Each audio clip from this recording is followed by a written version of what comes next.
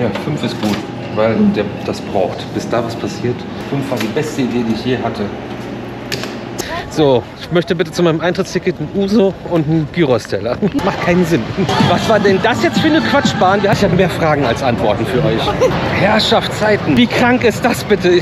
Ich bin wirklich fassungslos. Das habe ich nicht. Nein, das gibt's nicht. Sowas habe ich noch nicht erlebt. Das ist unmöglich. Das macht keinen Sinn. Gar keinen Sinn. Ice cold drink. Beim Knuckleheads Bowling Center. Sky Rangers. Full Count in Wisconsin. Das war witzig, das hat Spaß gemacht. Weiter geht die wilde Jagd. Zu viele Schläger am Kopf heute bekommen.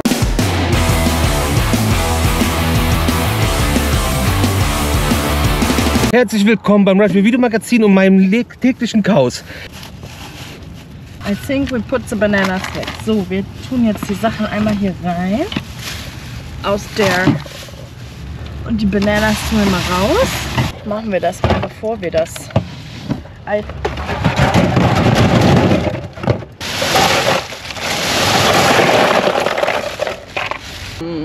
Sieht geil aus. Boah.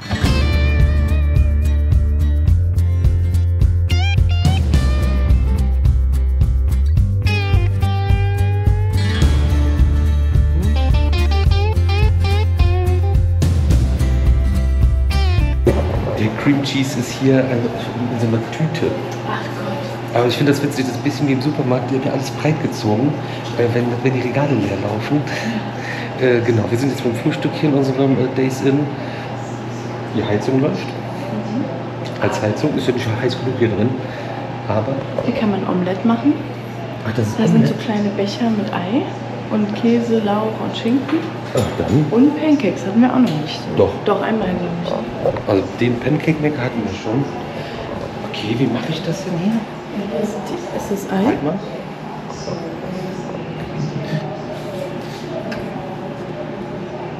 So, und da oben steht's. Pour it into skillet. Hier rein. Ja, und dann die Toppings, die du möchtest. Salz und Pfeffer? Hast du noch nicht gesehen? Vielleicht? Nee. Nee. Und doch hier.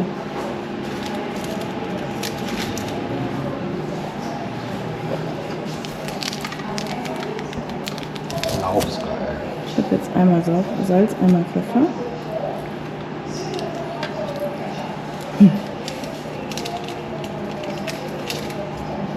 Das ist zweimal Salz. Ah, super. War jeweils in einem drin. Dann kriegst du noch Pfeffer.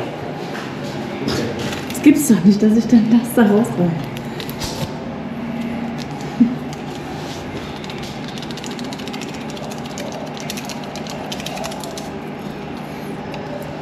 Das ist ja witzig. Das ist nicht witzig. Ah, komm. Viel hilft viel. So bevor wir bei Subway oder so. Da ist noch ein bisschen Käse drauf, damit das noch ekliger wird. So. Close the lid. Hit start stop button and timer will start counting down. Start Stop. Und du musst das nicht drehen. Nein, laut beeping, hit start stop again to stop timer. Gut. In der Zeit. Nee, komm einfach ein Toast. Da musst du aber bis da hinten zum Toaster mitlaufen. Ja, 5 ist gut, weil der das braucht. Bis da was passiert. Und hier wieder eine Styropor, Pappe. Alles schön zum Wegnehmen. Und hier ist es wieder einzeln eingetütet. Da ist die Toastabteilung. Wie kriegen das Omelette eigentlich da raus? Das ist dein Problem. Schön. Das ist dein Problem. Das steht davon nicht mehr da. Nein. Nee, gut. Das ist meine Gabel da.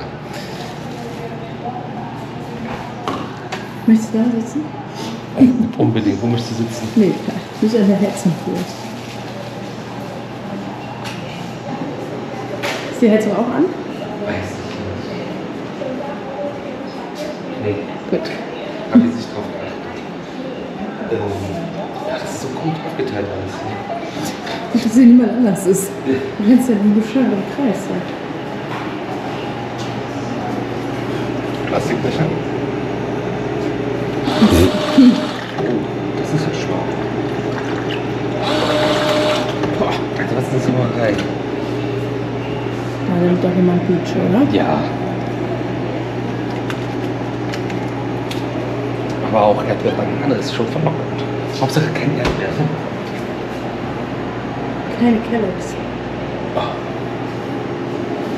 Und hier, hast du letztens gezeigt, hier kommt die Milch raus. Das ist auch so absurd. Ich esse jetzt gleich Cornflakes und dann überlege ich noch, ob ich dann auch was esse. Ich wollte zuerst ein Pancake, aber das ist ja dasselbe wie ein Waffelteig. Die sind so krass gewachsen, ne? dass du das spürst. Das ist doch ekelhaft. Yeah. Das ist der Heißwachs unserer Waschstraße. Was ist zuerst fertig, das Toast oder das Omelett? Das Omelett. Ich glaube das Omelett. Toast dauert hier, wenn du es nicht gebräunt haben willst, 3 Minuten. Also weiß nicht, ob das hier ist, aber das war gestern. Ja. Wenn es nicht wärmer als Zimmertemperatur wird, nee, ist ja auch nicht warm. Nee, ist irgendwie gar nichts. Einfach nur da drin gewesen, da ist halt Zeit verschwendet. Jetzt muss ich jetzt in dieses heiße Ding mit der Plastikgabel reingehen, oder was? Das ist auch schwierig. Oh. Das ist ja, oh. Ja, das hat ja gut funktioniert. Das ist ja sehr schön. Tja, was ist das denn? Ist das euer Ernst? Weiß ich jetzt nicht, also... Oh, jetzt bin ich beschossen. Das ist ja toll. Ich meine, das ist wahrscheinlich trotzdem lecker. Voll auch toll für den nächsten. Ist das überhaupt blau? Was weiß ich, was das ist. Doch, das riecht so. Bestimmt Jalapenos. Ja, gut. Schmeckt es denn? Ich hätte das sind bestimmt Jalapenos.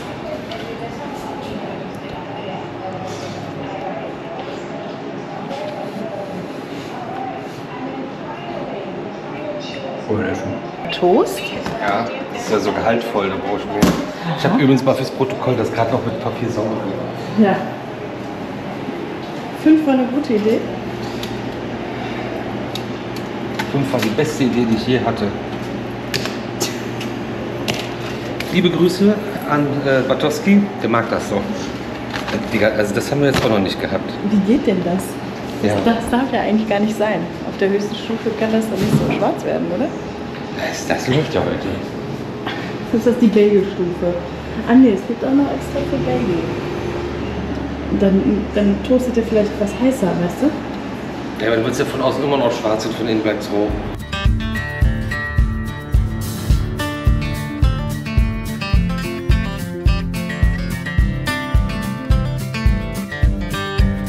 Was wir noch nicht gezeigt haben, glaube ich, ist, man kann hier bei diesem Entertainment-System einfach mal nach hinten gucken, was da los ist. Es ist ja voll witzig eigentlich, ne? Dass man einfach die Kamera mal anmachen kann. Wir wissen jetzt nicht, ob das jetzt nicht geht mit dem Full View Not Available, dass wir das nicht bei der Fahrt jetzt so machen dürfen, oder damit Autos hinter uns zensiert sind, damit man die nicht überwacht oder so, das weiß ich nicht.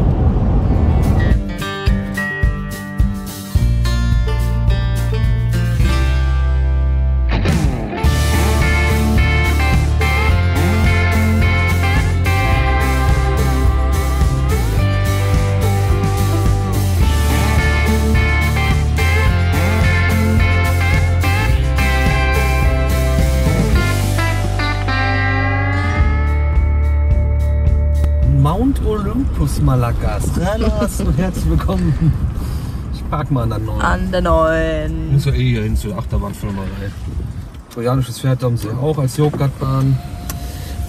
Leute, das wird auf jeden Fall bekloppt. Mount Olympus, Freizeitpark mit 5 Achterbahnen, eine Kinderachterbahn aus Stahl, der Rest Holzachterbahnen. Die haben nur Holzachterbahnen hier. Das ist witzig, lustig, cool. Und ein riesiger Wasserpark, der da im Kolosseo. Ach, die haben auch so eine Rutsche, die mit diesem Looping-Dingenskirchen. Das ist ja verrückt. Das wusste ich nicht, dass die sowas haben. Machen wir den Wasserpark? Nein. Außer, wir sind 2 Stunden durch, es wird heiß und uns trifft der Schlag. Wie viel hat das Parken gekostet? Wie viel hat der Eintritt gekostet, ist die bessere Frage. $35 Gatepreis. $35 Gatepreis ist der Eintritt in den Park. Wir haben Online-Tickets gekauft. Schon wieder ist das nicht in unserem Pass mit drin. $30. Und für $33? 30. Für $30 haben wir den Eintritt online gekauft. Was denkt ihr, kostet das Parken? Ja, richtig. $40. Ich gehe. Das ist mein Parkplatz. Die Achterbahnschienen hinter mir gehören zu dieser Achterbahn hinter mir. Da freue ich mich am meisten drauf, weil das ist eine total verrückte Bahn. Hades 360 fährt einfach mal unterm Parkplatz her, was man auch nicht sieht. Das ist einfach weiter dieser olle Betonparkplatz. Ploppt hier einmal raus und fährt dann wieder weg. Mount Olympus Water Park and Theme Park. Also man weiß schon, so rum ist die Prio. Das ist wohl mehr Wasserpark als... Heißt das so? Das steht auf Waterpark zuerst. Das hast du jetzt 100 Mal schon zuerst vorgelesen. Was ist mit dir? Water and Theme Park. Ja, hast recht. Jetzt habe ich You recht. have right. Gehört auch irgendwelchen Griechen, deswegen ist ja auch alles auf Griechisch thematisiert. So, ich möchte bitte zu meinem Eintrittsticket ein Uso und einen Gyros-Teller. Das ist schon crazy. Jetzt gehen wir gerade hier rein. Jetzt kommt auch gleich ein Zug hier gefahren, oder wisst ihr? Nö. Macht nur die... Hört schon so an. Also das sieht ja krass aus mit dem Tunnel. Ich liebe ja Tunnel und vor allem bei Holzachterbahnen. Wir haben Online-Tickets ja gekauft. Die muss man dann an dem Ticketschalter umtauschen in so ein Wristband, damit man hier reinkommt. So ein Wristband. Danke, Karen. Und... oh. Was ist denn... Warum kann ich hier so nah an die Holzachterbahn? Und dann sammeln wir uns jetzt gleich hier unten nochmal. Hier ist nämlich dann nochmal ein Rope für alle, die jetzt ihre Wristbands haben. In 4 Minuten geht's hier los. Jutti. Ist das crazy. Überall nur Holzachterbahn. Ist dann auch total einfach zu sehen, wo man noch hin muss, weil du weißt ja auch nicht, wo fahren die Holzachterbahnen hin. Der Merch-Shop ist noch zu. Das ist dunkel. Achso, okay. Ich kann das doch sehen. Also ich würde sagen, dass das eine andere Bahn ist als die hier. Aber ist das auch noch mal eine andere oder gehört das dazu? Oder gehört das dazu? Ja, faszinierend. Müssen wir mal gucken.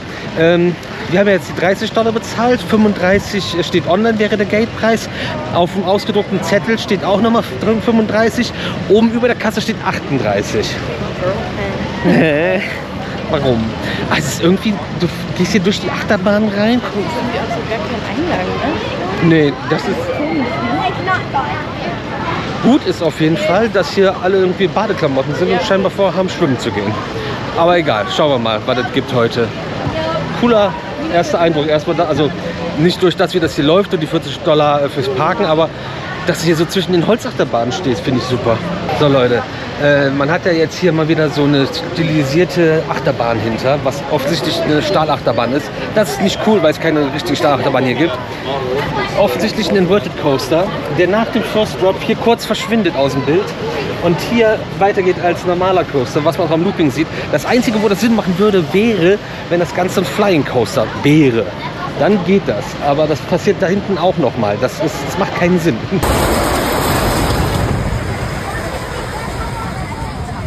Das ist das Startzeichen. So, wir kommen jetzt gerade rein und Zeus ist auf jeden Fall noch geschlossen. Das wäre die erste Holzachterbahn, aber wir sind auch gleich 3 Meter erst gegangen. Aber der Zug ist gerade da rausgeknallt. Gut, das Hades, ich wollte eigentlich vorher auf Klo, aber das geht ja. Aber Hades, haben die schon auf oder nicht? Man weiß es nicht. Das ist auch noch zu. Aber da sind auch in der Station Menschen. Dann gehen wir erstmal Pipi machen für die Rückschritt. Sind eigentlich hier die Go-Kart-Bahn drin oder sind die Upcharge? Alter, das ist ein sehr seltsam aufgebauter Park. Jetzt gehen wir jetzt voll weit runter. Aber jetzt sind 2 von 5 Achterbahn-Eingängen waren jetzt schon mal hier. Da ist noch einer dann hier, also da ist der Cyclops. Wir müssen uns ein bisschen orientieren hier, das ist hier nicht so einfach.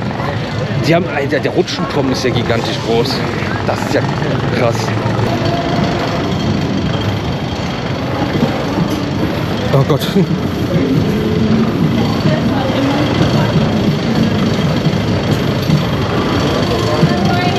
Good morning.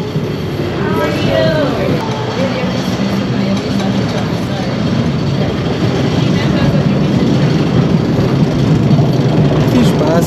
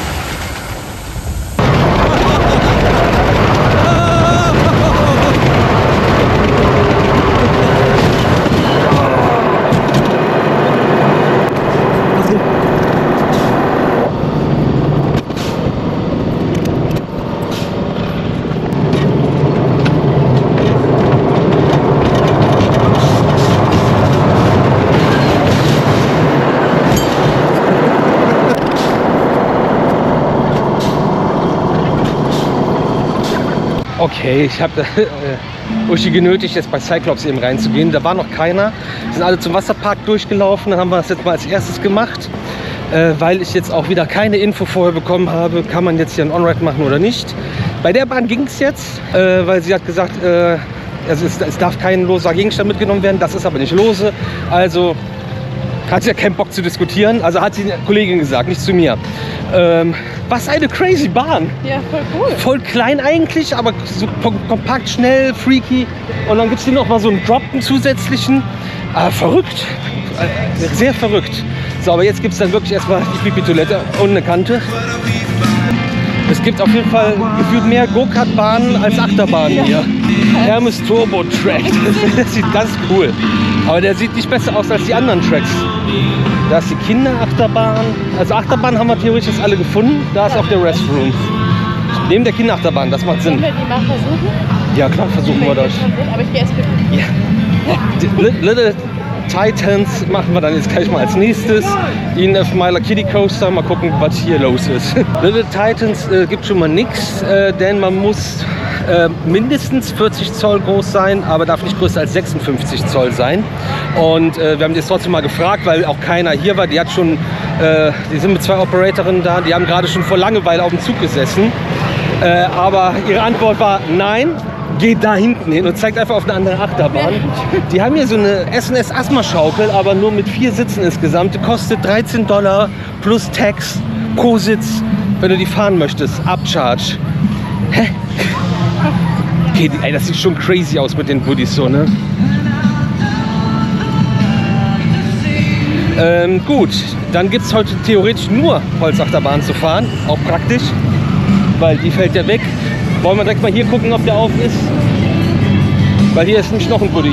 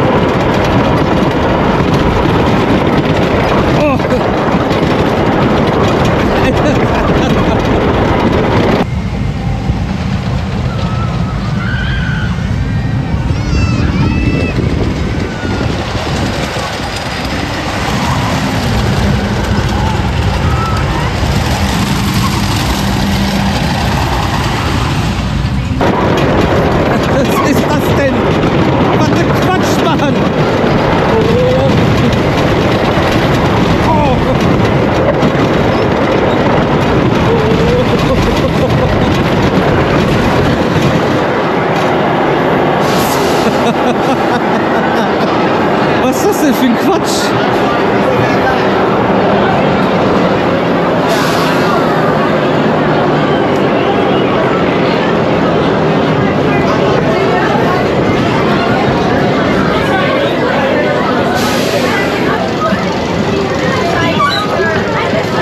Was war denn das jetzt für eine Quatschbahn? Wie heißt der nochmal? Hier, Pegasus.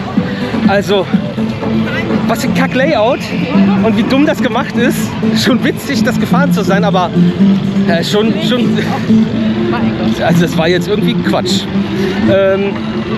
Jetzt gehen wir wieder hoch, weil wir haben jetzt gerade von Weitem Zeus gesehen, fahrend. Wasserpark sieht auch cool aus. Ich glaube, man kann jetzt schon mal sagen, Park lohnt sich auf jeden Fall, wenn man Wasserparks und Achterbahnen mag. Und Go-Kart-Park.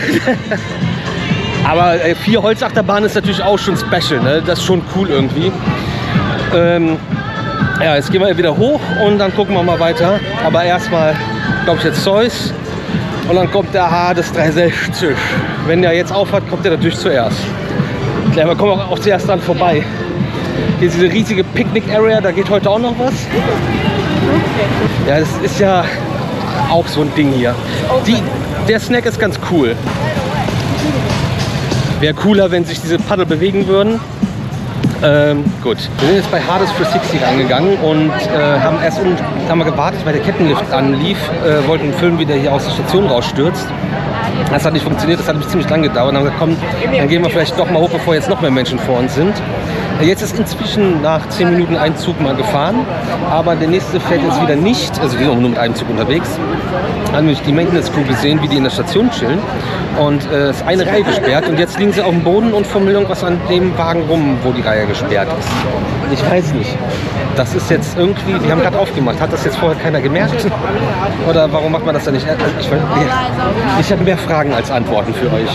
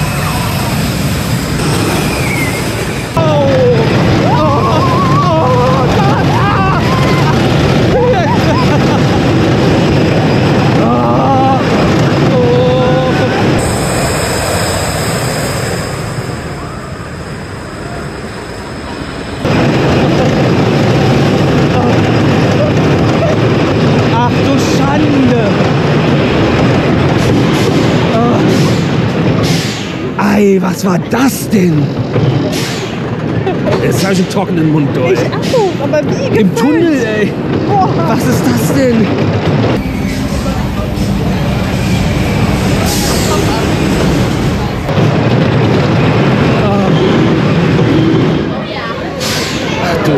Mega Strohsack. Übrigens gibt es hier wieder mal einen Gurt. Oh, Herrschaftszeiten. Ui. Was ist los? Ja, war cool. Auf jeden Fall. Aber ganz trockener Mund, ey. Obwohl du ein Insekt gegessen hast. Ja, ich bin satt. Herrschaftszeiten. Also, wir haben jetzt zwar für 3 Züge eine halbe Stunde fast gewartet und die machen Maintenance im Betrieb und sperren immer wieder mal einen Sitz und fummeln dran rum. Frag mich nicht, was sie machen. Ich will es auch gar nicht wissen. Aber was war das denn für ein Ritt? Jetzt hier am Anfang war so, vor dem Lift war schon, ja, okay, nette Holz auch drin. Aha. Drop, ja, okay. Aber diese Tunneldurchfahrten, auf einmal wird zappenduster. Ich kenne halt On-Rides von der Bahn, da haben sie im Tunnel das Licht angemacht. Das macht auch Sinn, weil das sieht cooler aus. Es war komplett dunkel. Es war komplett dunkel. Voll geil. Ey, wie krank ist das bitte? Habe ich das gestern erzählt, heute erzählt? Irgendwie Tunneldurchfahrten, mega krass bei Achterbahnen und vor allem, wenn du nichts mehr siehst. Irgendwann habe ich die Tage das erzählt. Boah. Also wenn ihr das vom Big Thunder Mountain kennt, in Disneyland Paris, das auf Steroiden und komplett zugekokst. Vor allem, ich wusste nicht, wann die Inversion kommt. Ich habe gedacht, boah, stell mal vor, hier wäre jetzt so eine Barrel Roll, das kannst du doch nicht machen. Im dunklen Tunnel. Glaub ich. Ja, das wäre auch, der Effekt wäre verschenkt. Aber du fährst halt auf dem Parkplatz auf einmal in der Mitte aus dem Parkplatz raus. Das ist halt auch total cool. Oh, aber das war jetzt... Die sieht? Ja, das war jetzt schon... Das war jetzt schon anstrengend. Aber voll gut. Ja, mega, mega gut. Also auch nicht schlimm oder so. Also ja, eine Stelle war jetzt hier am Ende ein bisschen bumpy, aber das Ding fordert auf jeden Fall. Wird Zeit, dass wir Zeus fahren. Ist ja noch eine Holzachterbahn hier, ne? Achso, wenn der Zug hier bei Süms oder Zeus in die Schlussbremse kommt, dann wackelt die ganze Station hier. Aber richtig, nicht nur ein bisschen, richtig.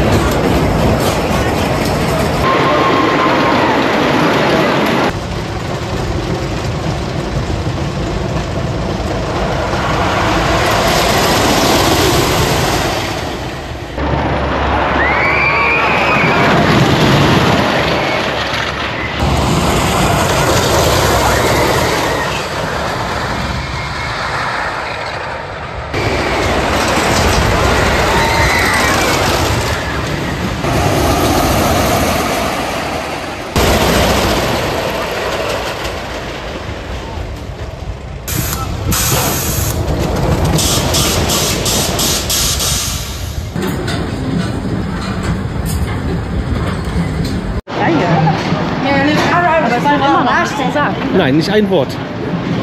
Es ist unfassbar. Also das ist übrigens hier der Sensor. Das ist der Sensor für Hardest 360 für die Bügel, wo sie die ganze Zeit während des Betriebs dran rumfummeln. Wir sind nicht auf der Kirmes, wir sind immer noch in einem Freizeitpark in den USA. Zeus. Ja, grundsätzlich erstmal, fangen wir mit dem Guten an. Schnelle, coole Achterbahn, cooles Layout, obwohl es nur ein simples Out-of-Back-Layout ist, was aber richtig bockt und echt cool ist. Was wir jetzt gefahren sind, wir haben aber auch schon wieder ewig gebraucht, obwohl nur 2 Züge vor uns waren. Unsere Operateuse, der ist eine alleine, die andere Station wird mit 4 Leuten bedient.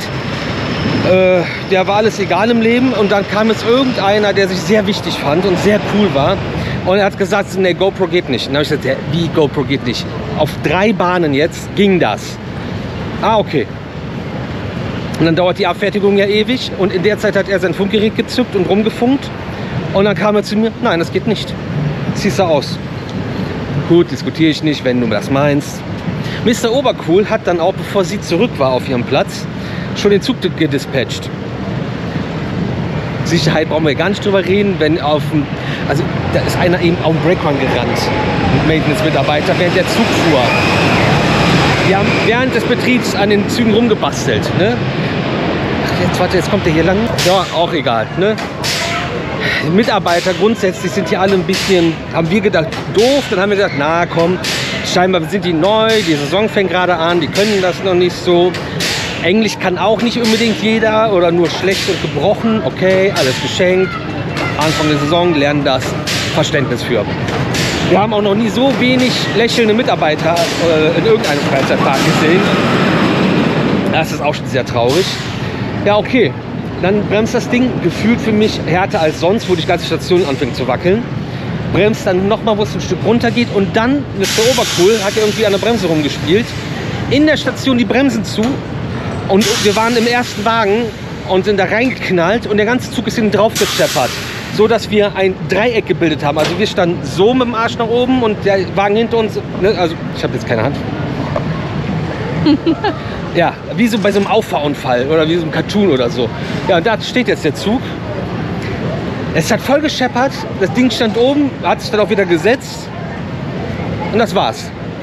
Die Reaktion von der Operateuse war, sich so auf das Pult legen und nichts sagen, nichts tun, einfach so.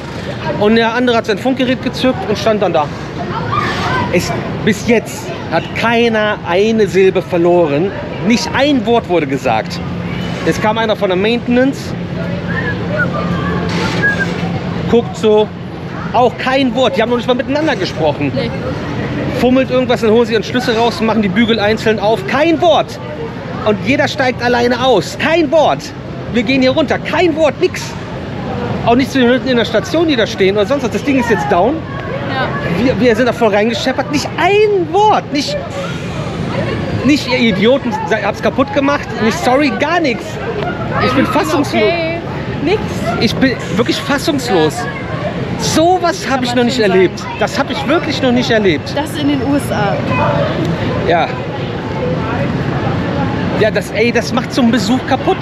Sorry, ne? Also damit kann man das nicht empfehlen, hier hinzukommen. Aber Hades was ist eine klasse Holzachterbahn, da müsst ihr schon mal fahren. Und auch Zeus ist wirklich gut. Sie hat richtig Spaß gehabt gemacht. Die hat schön viel Floating Airtime, ballert da durch, cooles Layout, also out and back, aber simpel. Fährt auch gut. Fährt wunderbar. Kann ich euch leider nicht zeigen, weil da geht kein On-Ride mehr. Oh, Gottes Willen, ey. Übrigens ist mir eingefallen, das heißt Slide Wheel, die Rutsche mit dem Looping-Dingens, ne? Ja, also Possible Full Count und Fassungslosigkeit machen sich breit. Das hab ich nicht, nein, das gibt's nicht. Sowas habe ich noch nicht erlebt. Das ist unmöglich.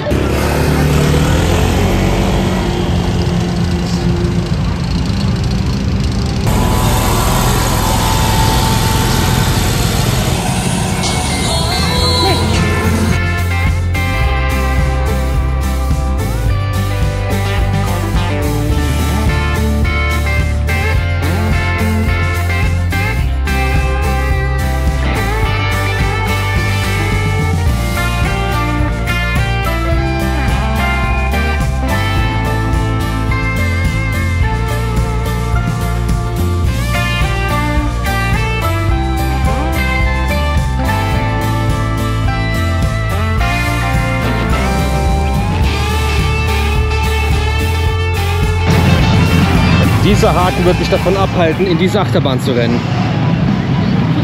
Also, um jetzt mal ein bisschen die Mitarbeiterschutz zu nehmen, ne? Die Gäste sind jetzt auch nicht viel schlauer hier. Die stehen einfach da vor der leeren Station und wissen nicht, in welches Gate sie sich stellen sollen. Man wird nicht eingeteilt, man muss einfach durchgehen. Das ist ein bisschen zu selbstständig.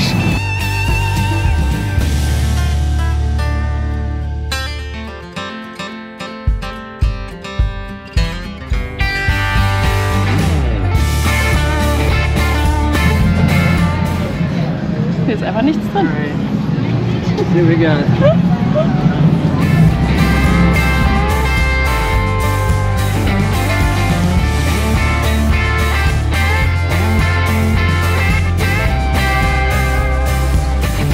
Noch ein Indoor-Theme-Park-Teil gegenüber vom Wasserpark.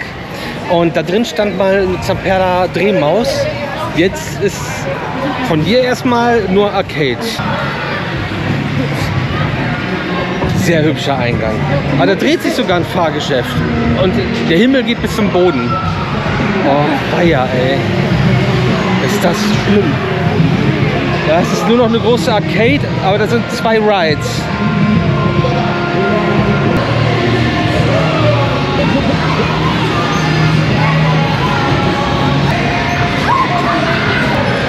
Ich glaube, da sage ich gar nichts zu, oder? Was ist das denn?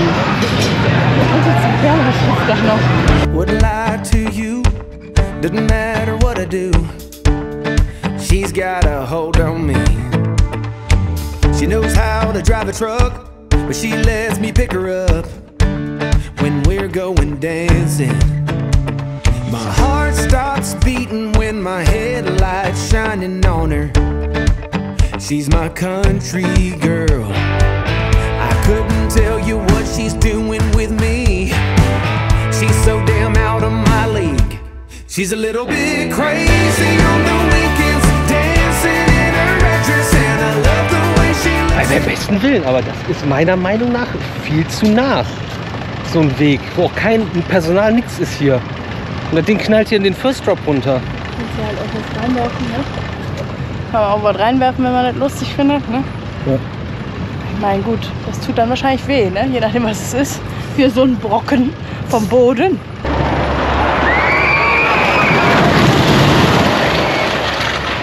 So, wie Banane die hier sind, kann man gut zeigen, wenn man rausgeht. Das ist ja auch der Eingang und der Ausgang. Und hinter mir sind diese Kassen, wo man ja seine Tickets umtauscht. Und hier, ne, also hier ist nichts. Hier kommt auch kein Mensch lang und überhaupt. Das ist so gebaut, als ob man hier rausgehen würde. Man geht hier nicht raus. Hä? Also war hier vor 100 Jahren mal was? Außer eine Achterbahn und nix. Wer baut das so? Das macht keinen Sinn. Gar keinen Sinn. And I'm feeling like midnight's getting closer, and I just wanna hold her in my arms till the sun comes up. She's a little bit country, yeah, she's my country girl. She's a little bit country, yeah, she's Ey, wir versuchen jetzt noch wenigstens so 2, 3 Shots von außen von euch zu machen, von den Bahnen. Wir sind jetzt auf dem Parkplatz hier bei Hardest 360. Ey, das ist wirklich ein Graus, diese Operations, ne? Du stehst hier nur rum. Aber da haben wir die Zeit zu beratschlagen, was wir jetzt noch weitermachen. Und es gibt noch 2 Stops hier. Wir haben das ja gestern im Vlog schon mal gezeigt und erklärt, dass das hier so ein Entertainment District ist. Hier ist auch ein schiefes Haus, wenn du hier reinfährst und so weiter und so fort.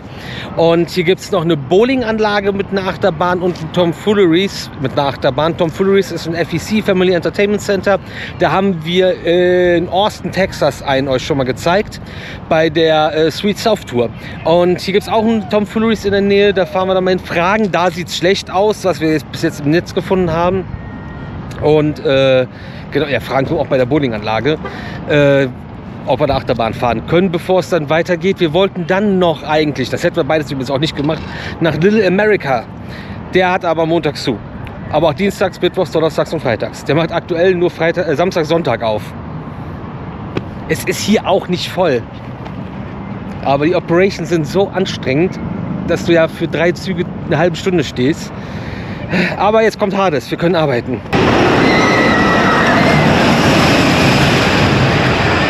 Aber ist nicht schlimm. Santa's Village haben wir gedacht, vielleicht fahren wir dahin auf dem Weg nach Chicago. Aber die haben nur montags geschlossen, im ganzen Juni immer nur montags. Heute ist Montag. Montag ist Geschlossenstag. Oder Fokus, man weiß es nicht mehr. Ich habe auch gedacht, dass wir mittiger auf dem Parkplatz, ne? Aber der Parkplatz ist jetzt da auch zu Ende. Das ist jetzt kein Kritikpunkt, ne? Einfach nur, was ich so gedacht habe. Aber es ist trotzdem total geil, dass einfach die Achterbahn unterm Parkplatz verschwindet und hier wieder aufploppt. Liebe ich. Und wie weit das ist total verrückt.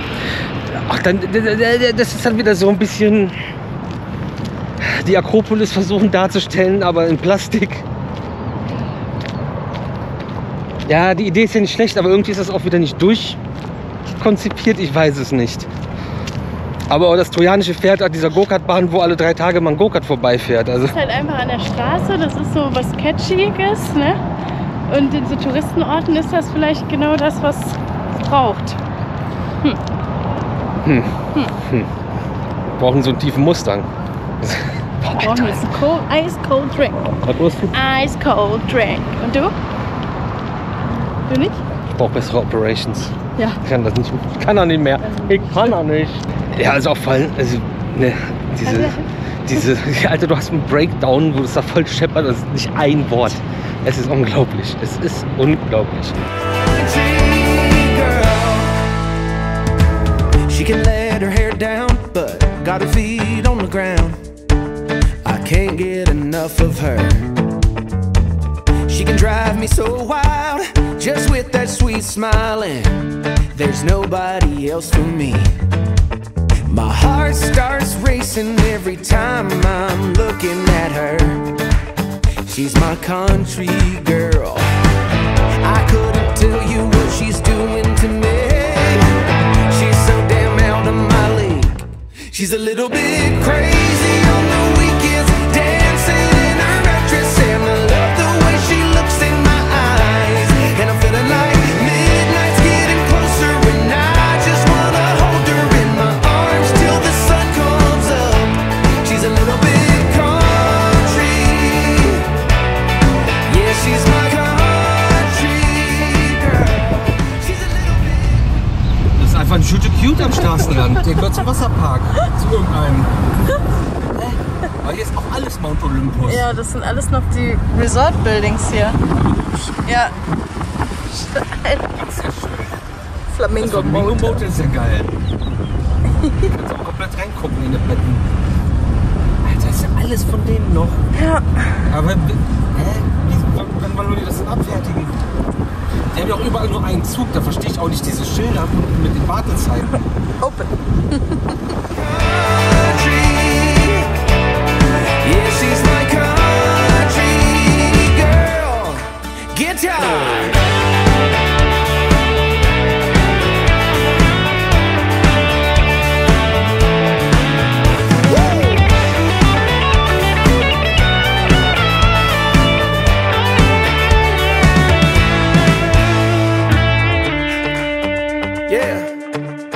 Wir sind 9 Minuten gefahren und sind jetzt beim Knuckleheads Bowling Center. Coaster steht auch draußen dran, Go-Karts, Huge Arcade, 4D-Theater, Bumpercars, Pizza, Bowling natürlich. Cooler Eingang.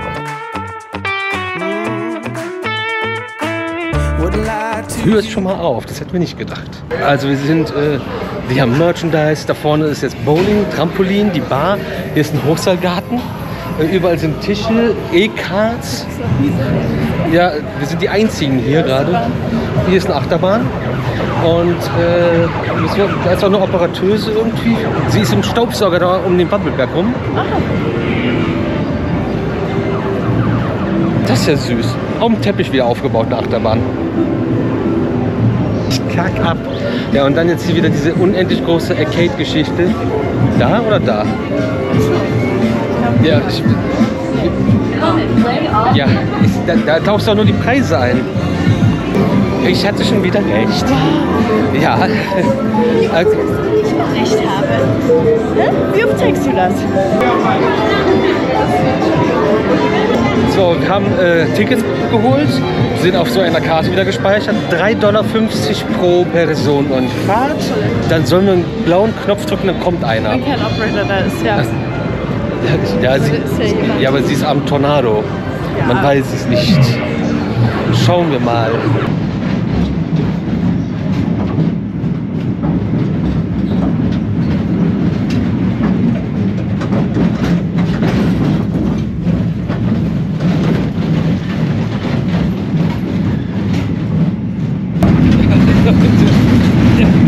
Das ist natürlich wieder die Frage, wie viel Runden fährt der Schwanz?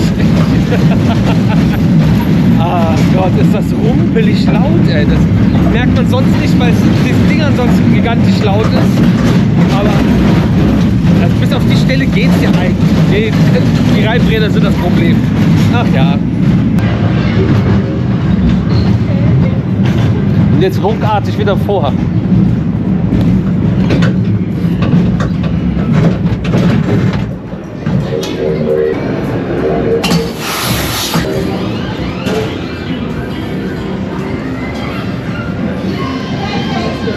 Ja, Wisdom Rides, völlig aus Mickey Mouse, weiter geht's. So, wir sind wieder draußen, es ist warm. Ach ja, der Schlüssel. Der Schlüssel. Ja, ich brauche den nicht rausholen bei dem anderen Fahrzeug, was wir sonst fahren. Aber das ist hier so doof, ist das hier. Müsst ihr erst mal gucken, wie warm es eigentlich heute ist. Gestern die 29 Grad haben wir euch nämlich auch nicht erzählt. 28, sagte der Wetterbericht. Ja, der Wetterbericht. Ich höre nur auf das, was Fort sagt. Dödüm. Dödüm. Ist deine Tür zu? 28. Ja, ich doch. She's a little bit crazy on the weekends, dancing in her red dress, and I love the way she looks in my eyes. And I'm feeling like midnight's getting closer, and I just wanna hold her in my arms till the sun comes up. She's a little bit country, yeah, she's my country girl. She's a little bit country, yeah, she's my country girl. 850 Meter weiter, Tomfooleries. Ja, gehen wir mal gucken. Hier sind wir, wie gesagt, jetzt nicht so sicher, dass das klappt, aber das war jetzt nicht viel weiter. Und gehen wir jetzt erstmal gucken, wie das aussieht und was das gibt. Hey Leute, hier steht einfach in der Halle ein Riesenrad. Das ist so absurd. Das habe ich auch noch nicht gesehen.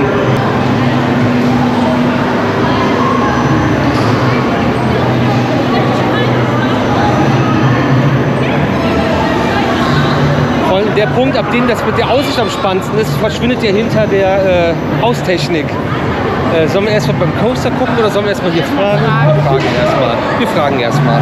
So, das war, wir haben eine Karte. Die kostet aber dann $3 die Karte, ne? Ich? Nee? Nee, $6 pro Fahrt haben wir jetzt bezahlt. Ah, okay. Wir haben jetzt $6 pro Fahrt bezahlt. Mega cool, also die war super lieb, super nett und man kennt den Quatsch schon, dass Leute wie wir hier hinkommen, um die Bahn zu fahren. Und das erste, was sie auch gesagt hat, ach, wart ihr gerade Mount Olympus? Ja. Und ihr macht eine Rundreise? Ja, okay. Und genau, da gehen wir jetzt mal hinten zu der Bahn durch. Sie hat auch direkt gesagt, wo wir hin müssen. Das ist doch auch mal schön, wenn einer einfach nett ist und sagt, jo, alles klar, könnt ihr machen. Wir haben auch gefragt, nur als Erwachsener hier, ja. Weil es nämlich im Internet anders stand. Das stand dann wieder mit diesen Höhenbeschränkungen. Wahrscheinlich hier lang, das ist so ein Hound, ne, XD-Kino, XD Dark Ride hier von Trio-Check, diese Dinger. Arcade ist überall wieder, da ist die Achterbahn. Karussell hier noch, so ein African-Style, das Jetzt wecken wir erstmal Apparatösen.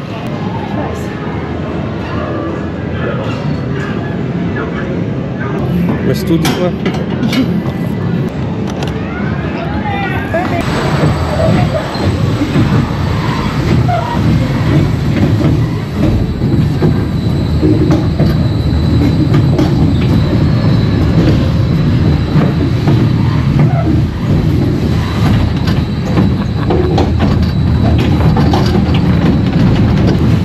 Sky Rangers.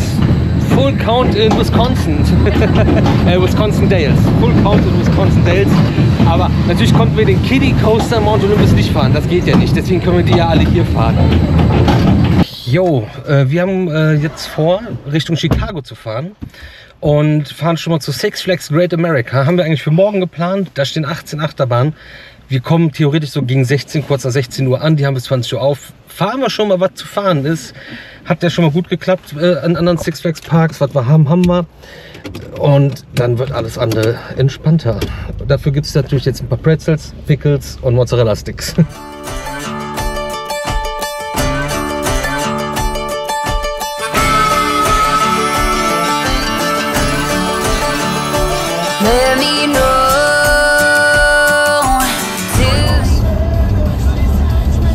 Leute, hier ist alles voll mit Wasserparks. An jeder Ecke ist ein Wasserpark hier. Das Kalahari Resort, das ist übrigens das, wo die Tomfooleries immer drin sind. In Austin, Texas hatten die das auch noch mit dran. Diese riesen Indoor Waterpark war das da, glaube ich. Weil da ist das Wetter zu gut, draußen Wasserpark zu haben.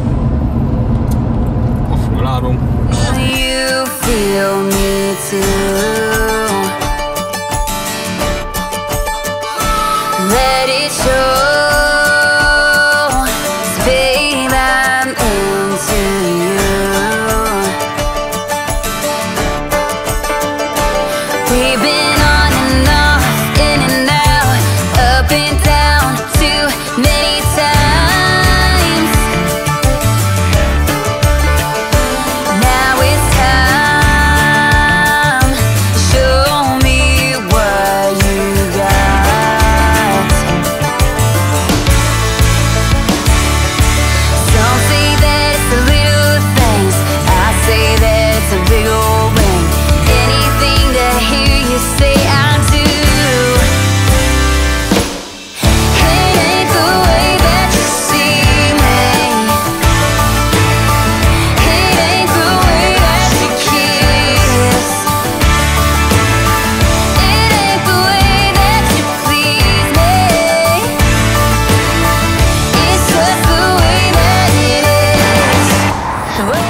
heilige Mutter Gottes, was ist denn hier los? Wir sind jetzt angekommen in Six Flags Great America und 18 Achterbahnen stehen hier. Ich glaube, das ist Grund genug, heute dann einfach schon mal damit anzufangen. Und 4 Stunden haben wir jetzt noch hier, die 4-stündige Power Hour, um vielleicht schon mal was wegzufahren. Wir haben auch genug Zeit und Tage eingeplant. Wir haben 2 Tage eingeplant. Aber wenn da was überbleibt an Zeit, kann man natürlich noch alternative Sachen sich überlegen, die vielleicht aufhaben. Das Problem hatten wir ja heute schon. Aber auch total crazy, ne? Also bei den Strecken und allem drum und dran kann man trotzdem hier in diesem Land noch mal was schaffen. Also eine sehr beeindruckende Coaster-Skyline, wenn man hier so ankommt. Da ist alles hier vorne bam, vorgestellt. Und dann siehst du am hinteren am Horizont noch so AMC-Topper-Track und sowas und riesige Holzachterbahnen, Hypercoaster und ach, hör doch auf, ey. Die haben übrigens, wir haben ja Montag, am Samstag haben sie einen neuen B&M Dive Coaster eröffnet. Mal gucken, nehmen wir auch mit, ne? The way that it is.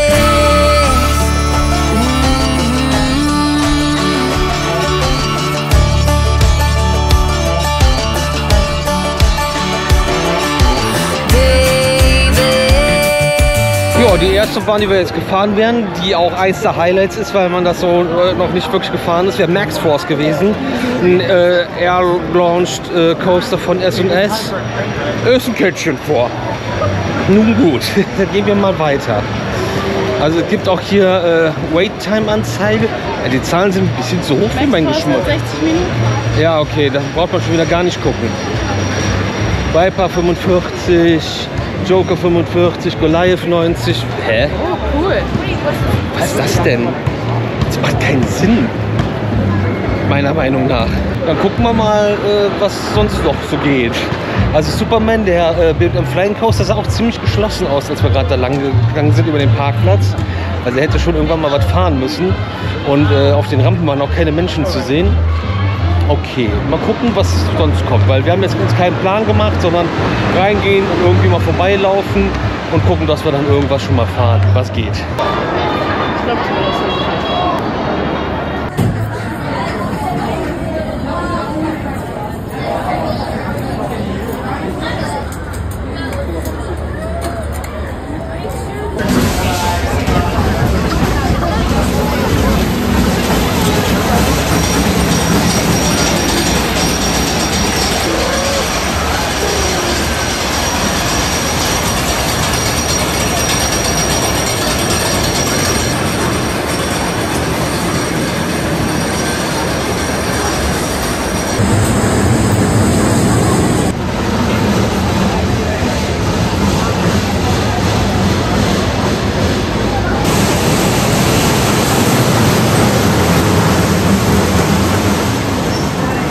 Ja, 25 Minuten hat Uschi gesagt, soll das dauern.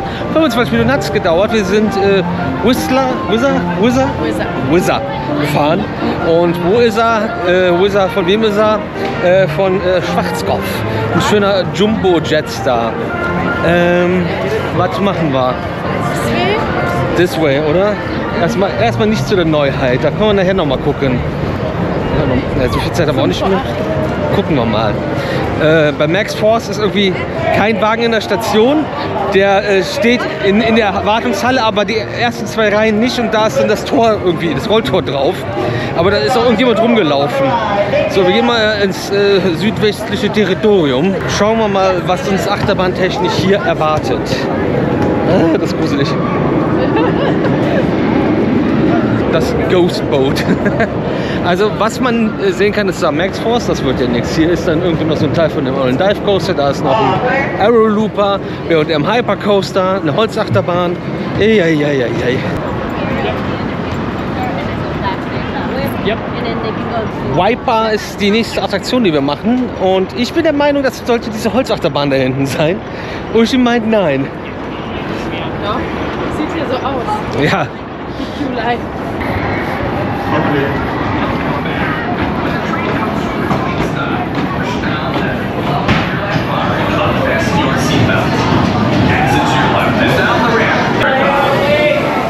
Give it up one time and pull back on you, loud bar. Welcome to Viper. First, store-bought loose items, including bags, purses, keys.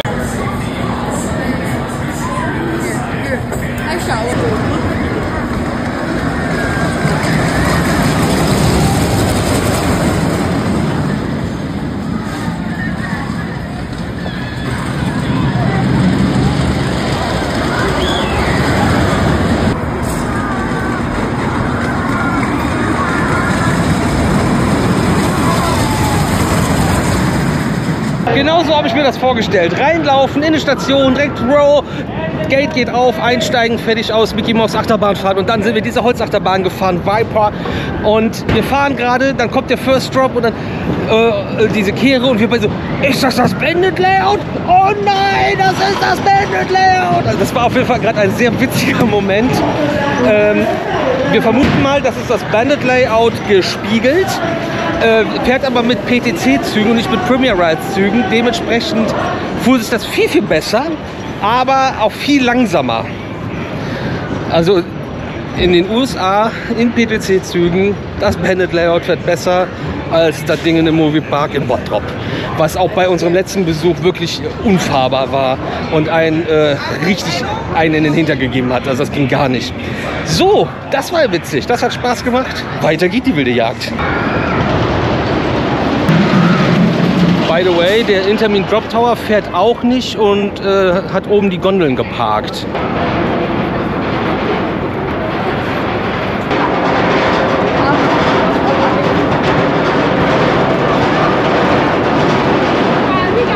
Man kann das ganz schwer einschätzen, wie lang es jetzt beim Hypercoaster, wie heißt der irgendwas mit Bull? Raging Bull dauert. Aber wir gucken mal, ist B&M Hypercoaster, da geht gut was rein an Leuten, der fährt die ganze Zeit. Gucken wir jetzt einfach mal, gucken wir auf die Uhr, werden euch gleich berichten, weil dann willst du jetzt anfangen von A nach B zu rennen.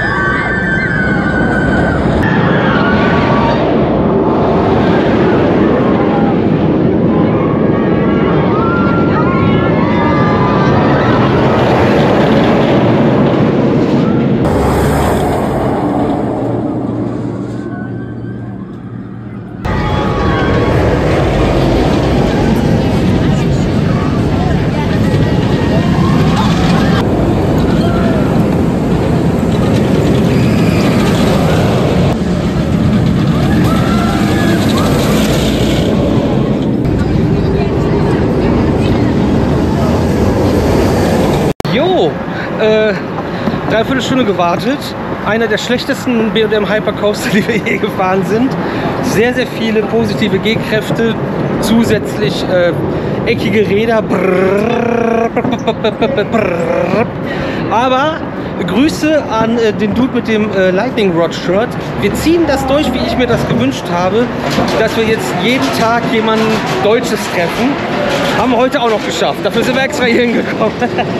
Interessanterweise die erste Bahn dieser Art jetzt hier auf der Tour und überhaupt auch hier in der Gegend ohne Gurt, dafür mit so einem roten Strich unten, der rausgucken muss, wenn der Bügel geschlossen ist. Ich habe jetzt nicht die Rasten mitgezählt. Tut mir leid. Ricochet ist hier der Swing Around. Der hat ein Kettchen davor. Der neue Dive Coaster, der vor 2 Tagen aufgemacht hat, der macht gerade, nachdem der die ganze Zeit gar nicht gefahren ist, die erste Fahrt leer. Wird also down gewesen sein. Und davor steht ein Aero Looper, den haben wir auch noch nicht einmal fahren sehen. Und von oben sah es auch ziemlich verlassen gerade da aus.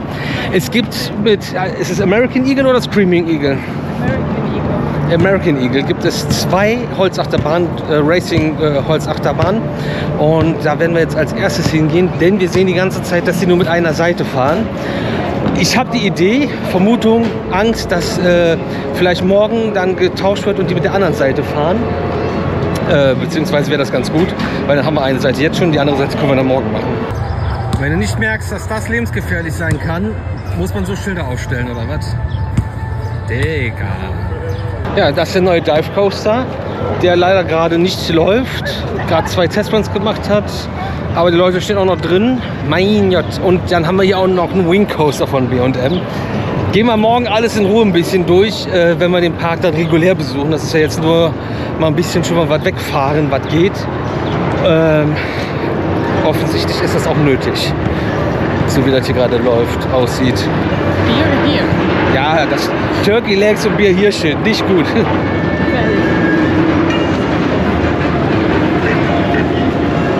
wie das riecht. Was ist hier passiert?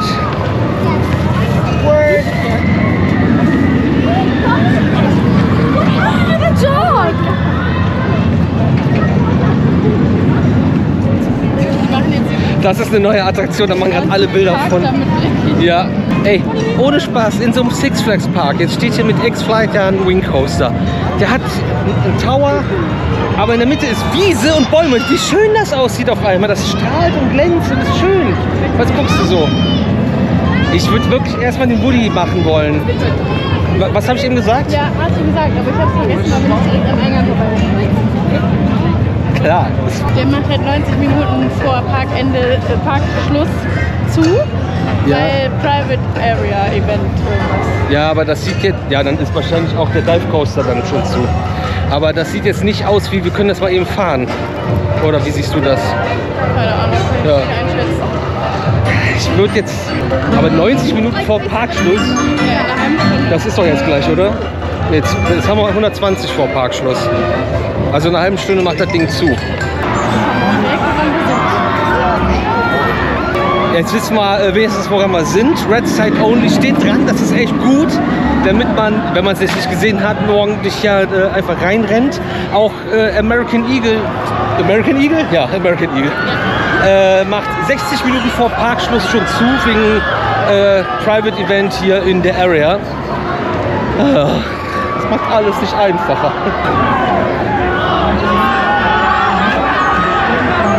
Aber die Leute haben Bock, hier einen wegzupendeln, oder? Das ist ja auch crazy.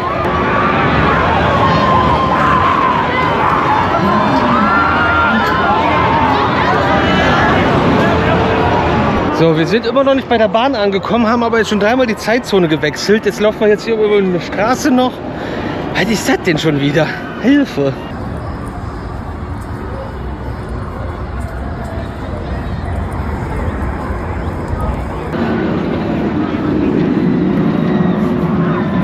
Total verrückte Welt wieder hier.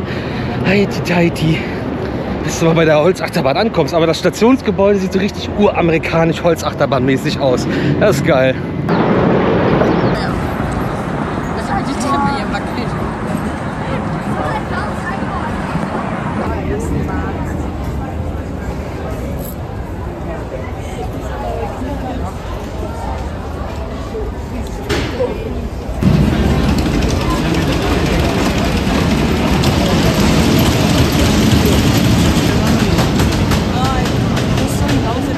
Boah, so Leute, 20 Minuten haben wir gewartet.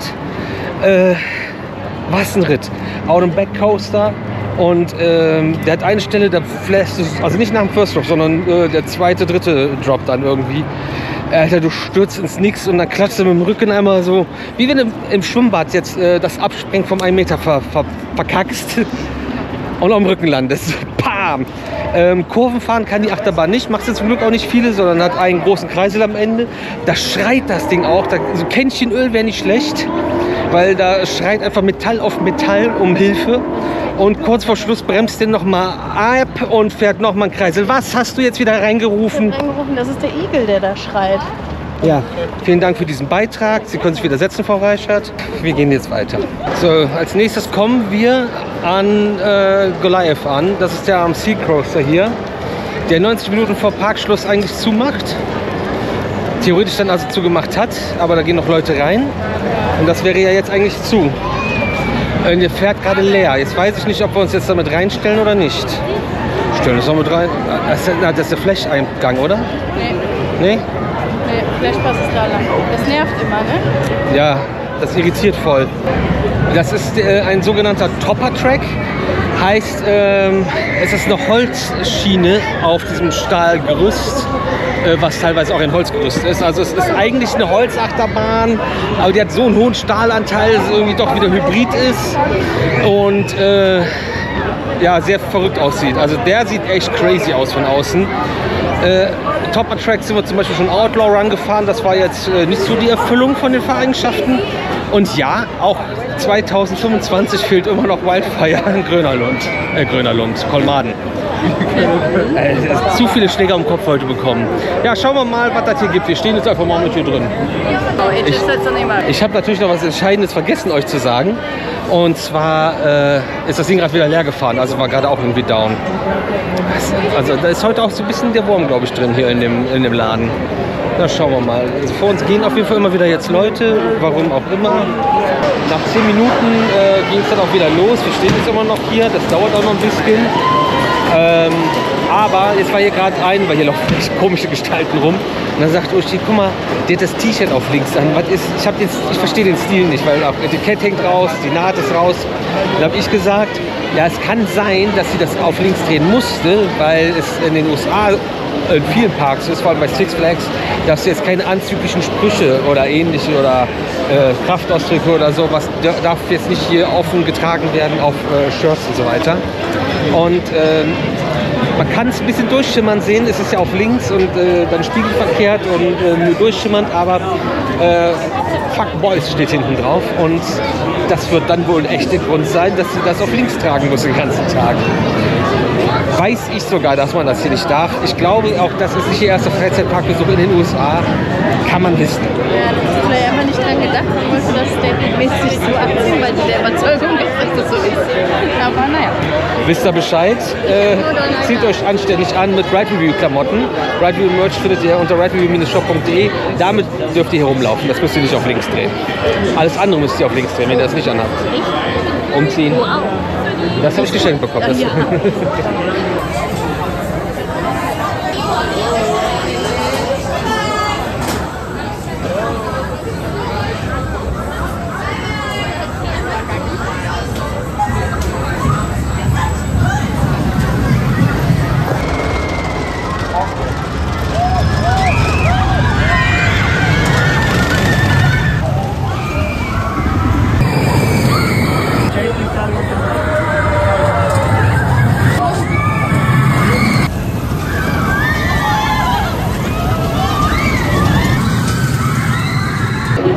eine Stunde gewartet, also knapp Stündchen Goliath gefahren, was ein Moped, alter Schwede. Man merkt halt den Top-Track, dass es nicht so ganz smooth ist. Da ist eine Kinderachterbahn. Ja. Aber cool, hat Spaß gemacht. Intensiv, drückt ziemlich viel, ne? Also ruft dich auch mal raus, hat aber auch Airtime, hat Hangtime, ist sehr ausgewogen wieder. Total crazy sieht das Ding aus, fährt sich aber human, also für nur abends fährt sich das echt human. So, haben wir dann hier, können wir hier, wie ist denn das? Ich weiß es nicht. Wir gehen einfach mal hier rein. Besser als jetzt wird es im Kinderbereich, glaube ich, auch nicht mehr. Aber wie witzig, dass der von Scooby-Doo, der Bus hier als Crazy Flying Bus, der in irgendeiner gruseligen Umgebung unterwegs ist. Also die Wege sind hier alle unendlich lang. Auch dieser wieder. Ja, das sieht aus wie ein Vekoma Junior Coaster. Aber, ach, hier ist die Station. Ja.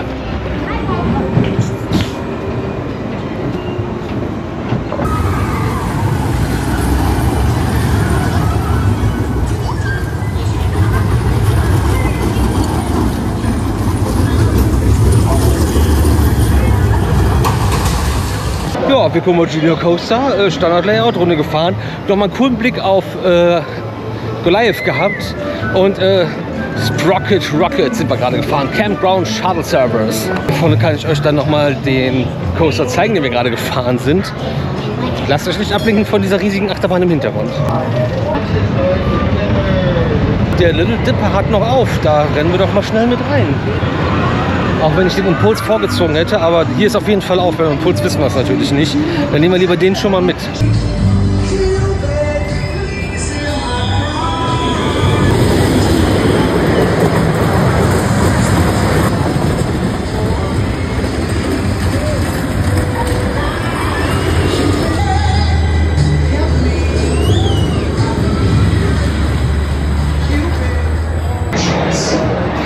Little Dipper, richtig cool, ey. Auch noch gefahren.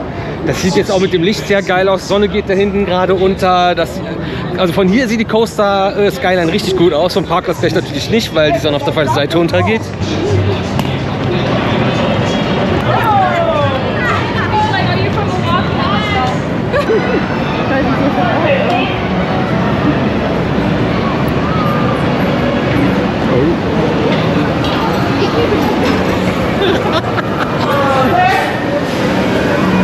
sind wir aber jetzt die Fläche reingestritzt, du.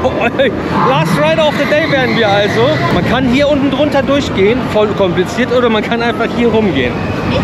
Hä? Also, okay, er hat noch welche reingelassen nach uns, netterweise. Wir sind jetzt noch bei Flash Vertical Velocity, den Intamin Impulse Coaster. Mal gucken, ob er diese 50-50-Regel beibehält bei Touren. Und mal gucken, wo die wenigsten Leute gerade stehen, weil hier ein riesen Chaos in der Station ist.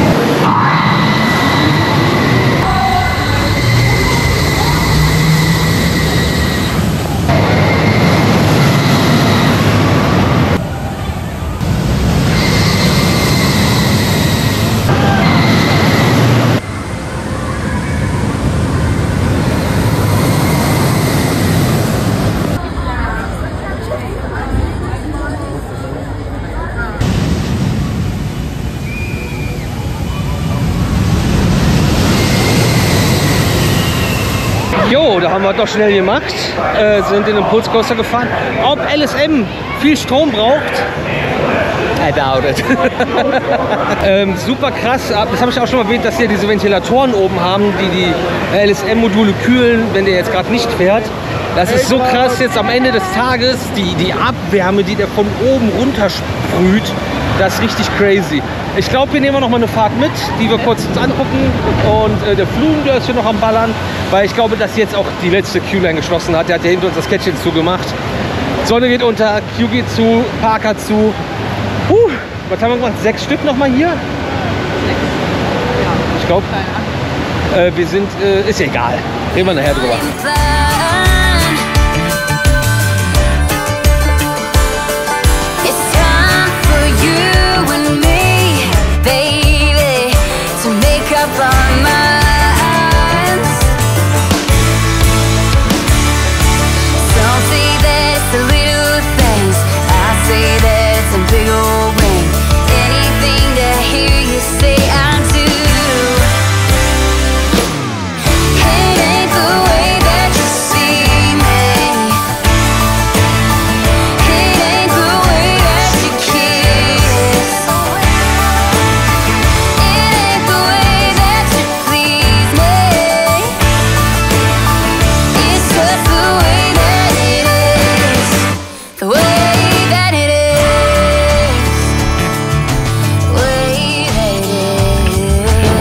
sind 4 Minuten gefahren, also noch nicht mal. Wir sind vom Gelände runter, links abgebogen und 2 Meter später rechts abgebogen. Wir sind in unserem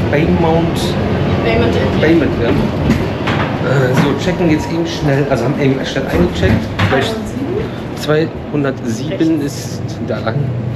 Wir haben jetzt eben schnell eingecheckt, schmeißen die Koffer in das Zimmer und dann gehen wir noch mal essen. Und die Uschi hat sich auch eine Fjade gewünscht, aber die machen um 10 zu und wir haben schon 8:30. Deswegen machen wir mal hier Zacki Bumbacki und stehen einfach vor der Tür. Ja, ist gut. Drücken. Oh. Hier ist unser Couch, unser Tisch. Wir sind, by the way, wir sind 2 Nächte hier. Dann unser King-Size-Bett und dann das übliche Mikrowelle, Kühlschrank, Fernseher, Waschbecken im Zimmer, Klo. Ist das besonders? Ja, schon. Also für USA-Verhältnisse ist das besonders. Okay, jetzt kommt's. Dusche. Ach, die Dusche. Keine Badewanne. Stimmt, keine Badewanne. Badewanne-Dusche. Und sogar mit einer hier Handbrause. Nee. Ja. Das ist ja der Wahnsinn. Ja, bitte. So ganz kurz noch den Ausblick.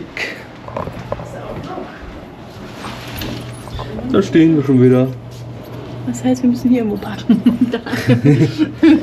Theoretisch kann man die Fenster auch wieder aufmachen, das gucken wir später. Wir haben nämlich auch letzte Nacht mit offenem Fenster geschlafen, ohne Klimaanlage, das war sehr schön. Und morgens sogar kalt. Aber jetzt erstmal hier Vollgas. Kann man nicht sagen, alles gut, ne? Ja, top. Und der Typ auch nett.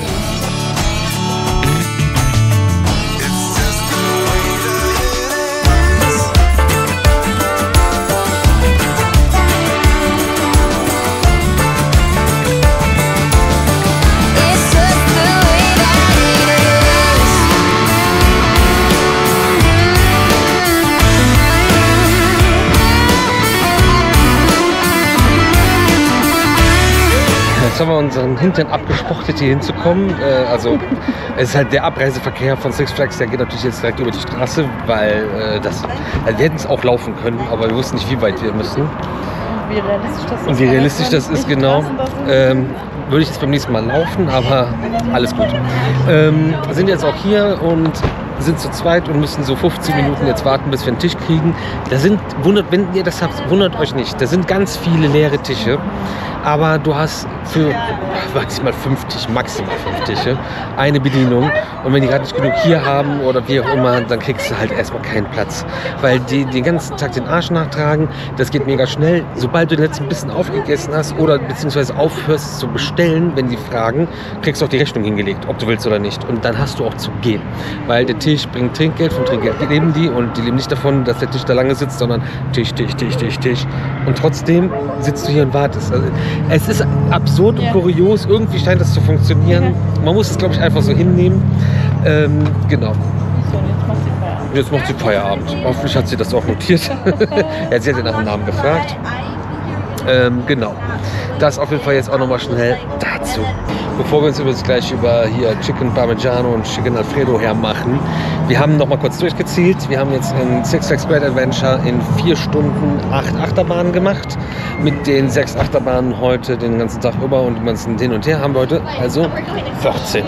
Plus 14, CC plus 14 gemacht. So viel kann es morgen auf jeden Fall nicht werden. Selbst wenn wir alle 10 schaffen würden, würden wir nirgendwo anders noch hinfahren. Wenn das funktionieren würde, warte ich nicht sehen. Aber 8 habe ich auch nicht gesehen heute. Also vor allem zum Fühlt Ende. sich auch erst gar nicht so an. Ich habe gedacht, oh super, jetzt stehen wir hier ewig und dann schaffen wir gar nichts. Ja, nach Go Live habe ich auch gedacht, da passiert nicht mehr viel, aber dann kam der Junior, der Dipper und der Impulse noch mit Kätzchen hinter uns knapp zu. Also auch wie Flash durch die Counts durchgewieselt. Little Dipper war auch echt richtig cool. Also das haben wir gar nicht gut appreciated im Video, aber wir rennen ja morgen auch nochmal durch und reden über alles ein bisschen. Aber das jetzt auch nochmal der Vollständigkeit halber in diesem Video. Mehr los, als man das sich gedacht hat heute.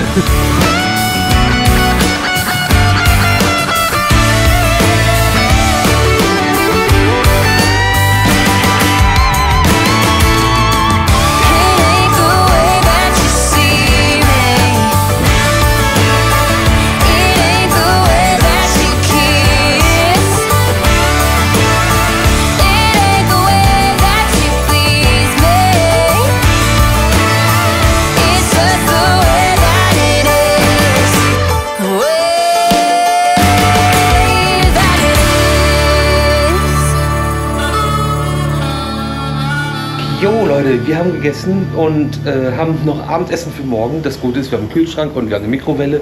Und bei Olive Garden kriegst du sogar mikrowellenfestes Geschirr. Müssen wir beim Frühstück morgen dran denken, Besteck mitzunehmen. Weil unser Besteck haben wir natürlich nicht dabei. Unser Mehrwegbesteck, was man immer wieder mal benutzen kann. Fenster geht nicht richtig auf, nur so einen kleinen Schlitz. Und wir hatten einen Eistee. Wie hieß er nochmal? Bellini Raspberry Peach Eistee. Und der ist ja immer Free Refill die ganze Zeit, so viel du willst.